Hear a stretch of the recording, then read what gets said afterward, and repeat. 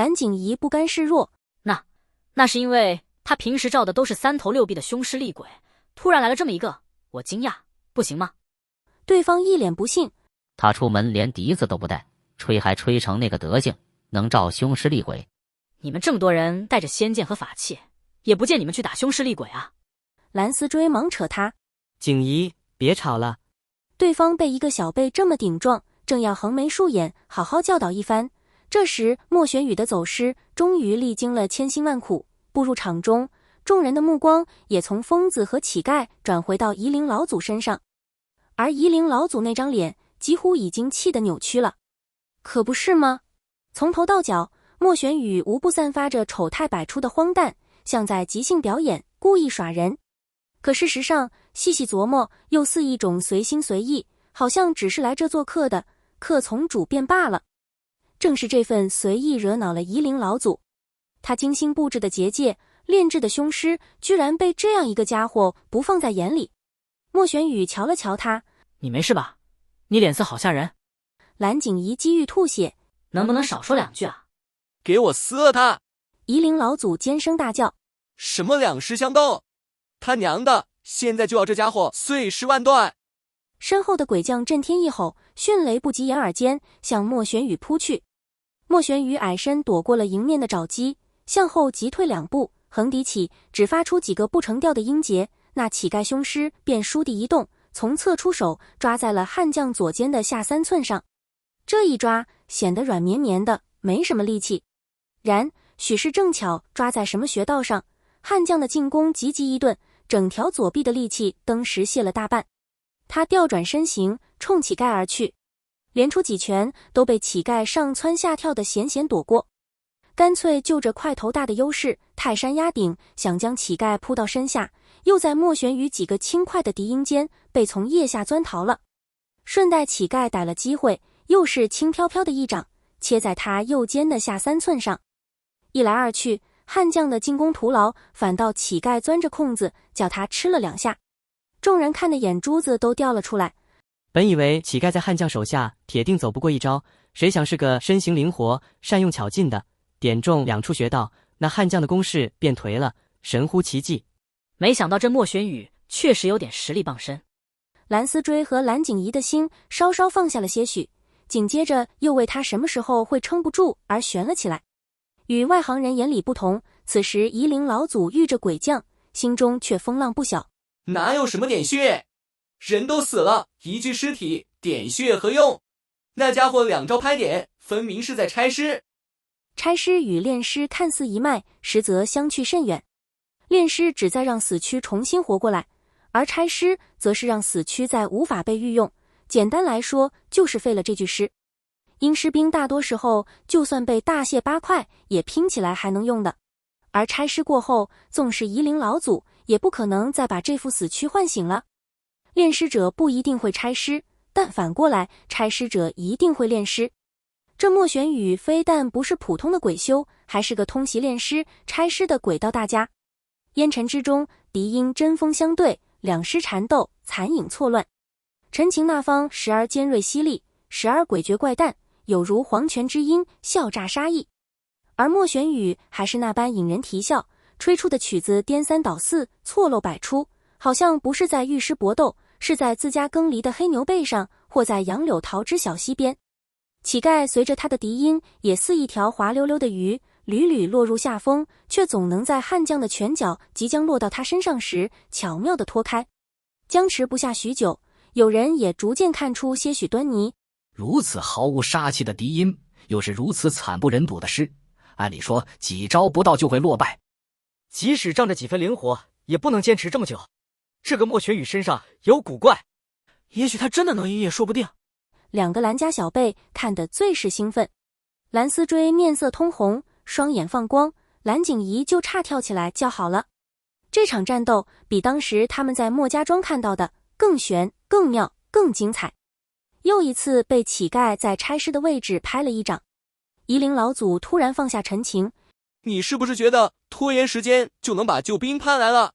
一泼冷水当头浇下，蓝思追在旁一惊，他早就发现了。别白费力气了。夷陵老祖慢悠悠道，我说过就算你们化成了灰，四大家族的人也来不了。不错，这所谓结界，或说迷阵，其阵眼根本不可能被外面的人发现，因为它根本不在少山关卡处，而在少山背后的一道宽峡内。夷陵老祖选此地施行结界计划，是因少山地形独特，山前与山后看似相隔很远，若找对了脚位，行对了方向，将大大缩短2乡的路程，方便他做之后的布局。他要将落入他陷阱的这批人神不知鬼不觉地从山前转移到山后去。如何转移，他也做了精细的打算。众人在传言中被抓住的地方和实际被抓住的地方有些许偏差，众人并非在少山关被抓，只是在那附近。众人奔走相告时，图方便明了，说成少山关，正中他下怀。不但让进入迷阵的人偏离了正确路线，还能误导其后的援兵，一石二鸟，此其一。迷阵可扰乱方位和距离的感知。众人进入迷阵后，受其影响，不知不觉改变了方向，远远见包围圈，以为那是目的地，不假思索地往那走。殊不知早已走偏，上了通往山后的路，此其二。而今夷陵老祖落网的消息从山前传出，四大家族就算找来，也在山前打转，万万想不到他们身处山的另一端，没有正确的路线，山前与山后千里之遥，宛如一道天然屏障。迷阵的阵眼自然也在山后，只要外界想不通这一点，就不可能破得了迷阵，找到他们。因此夷陵老祖不怯战，也不怕拖。他有这个自信，他的布局完美无缺。倒不如说，尽管拖，慢慢磨，他巴不得这群人被关个几日。时间越久，对他的恐惧就越深，外界的耐性就越少，要挟成功的可能也越大。待他收拾了这莫玄羽，再和余下的人做些小游戏，让他们自相残杀一类。过个2、3日，不愁他们不失心崩溃。莫玄羽听完了他的话，眨巴眨巴眼睛，面露无辜。什么四大家族的人？事到如今还在装傻。夷陵老祖冷笑一声，笛音再起，这次更厉更急，好似无数箭矢穿耳而过。悍将仰天咆哮，一组黑纹自他脖颈处破壳而出，密密麻麻地爬上脸，2条垂臂扭曲翻折了起来。下一瞬，他一掌击出，谁也没能看清他的动作，乞丐便往后飞了出去，砸在结界上，胸膛烙着黑漆漆的掌印，里头腐肉烂骨清晰可见。糟糕，夷陵老祖要动真格的了。蓝丝追得心跳到嗓子眼，方才杀气那样重，他竟都没有尽全力。莫玄羽只来得及回头看一眼，便见悍将已追到乞丐跟前，抓着他的脖子，将他像麻袋一样灌到地上。砰砰数声，尸肉在空中炸开。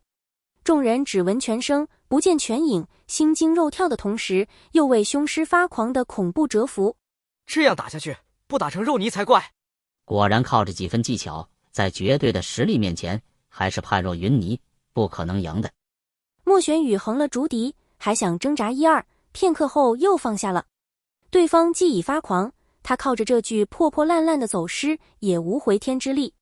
拳声终于停止，悍将挪开身子，地上只剩了几块碎骨烂肉，只有头还比较完整，轻轻滚动一下，似还想爬起来。被夷陵老祖上前咔嚓一脚踩得脑浆四溅。见此，莫玄羽眉心抽了抽，他心中暗叹：你已经做得很好了。夷陵老祖将目光缓缓转到他身上，盯了半晌。你输了。人群鸦雀无声。随后不知谁忽然反应过来，嚷了一句：他输了。顿如惊雷炸响。输了，他输了。他果然输了。这下怎么办？之前夸下海口的是他，我可没答应做那个赌注啊。蓝思追和蓝景怡双手持剑，做好了即刻杀出去的准备。这时他们听见莫玄羽道：你说什么呢？输的是你啊。不仅夷陵老祖，在场所有人闻言皆一愣。夷陵老祖撑起吊脚眼，似要撑破眼眶。我怎么输了？莫玄羽道：先前咱们约好，谁的凶尸战胜了另一方，就是谁获胜。现在我的凶尸战胜了你的，所以我赢了，你输了。说罢，指了指那具垂头站着的悍将：这是我的凶尸啊。伴着他的话，一阵寒风孤零零吹过，带着几片落叶，空中乌鸦1、2声。众人几乎吓傻，虽说输赢关系到大家的性命，但这赖账赖的也太不讲理了，简直在撒泼。蓝景怡捂脸哀嚎，早就见识过这人发起疯来的样子，不想到了这关头还惦着露一手，生怕夷陵老祖不把他搞死。